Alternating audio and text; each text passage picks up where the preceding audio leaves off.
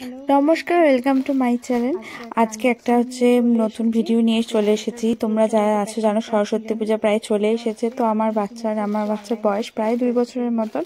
তো আমি ফেসবুক থেকে কাস্টমাইজ যেগুলো ড্রেস পেজ বানায়, তো তাদের কাছ থেকে আমি একটা ড্রেস বানিয়ে নিয়েছি। তো চলো প্যাকেটটা ওপেন করে দেখো, প্যাকেটটা ওপেন করে দেখি কেমন আসলো। আর এই যে এখানে দেখতে পাচ্ছ আমি একটা হলুদ কালারের ড্রেস অর্ডার দিয়েছি ওর জন্য। তো চলো ওপেন করি। এই দেখো প্যাকেজিং বেশ ভালো। তো আমি মোটামুটি 1 মাস আগে অর্ডার দিয়েছিলাম। তো ওনার কাছ থেকে আমি ফেসবুকে পেয়েছি এই পেজটা, তো ওখান থেকে অর্ডার দিয়েছি। যে দেখো এর মধ্যে লেখা আছে অ আ ক খ সমস্ত কিছু লেখা আছে। তো হাতাটা আমি 3/4 বানিয়েছি, যেহেতু ঠান্ডা একটু থাকবে হালকা করে, তো সেজন্য 3/4 বানিয়েছি। দেখতে বেশ সুন্দর না? আর নিচে ঘাগরা টাইপ ড্রেসটা, আর সাইজটা একটু বড় আছে, পিছনে চেন দেওয়া আছে। এটা জামদানি কাপড়ের, বেশ ভালো দেখতে।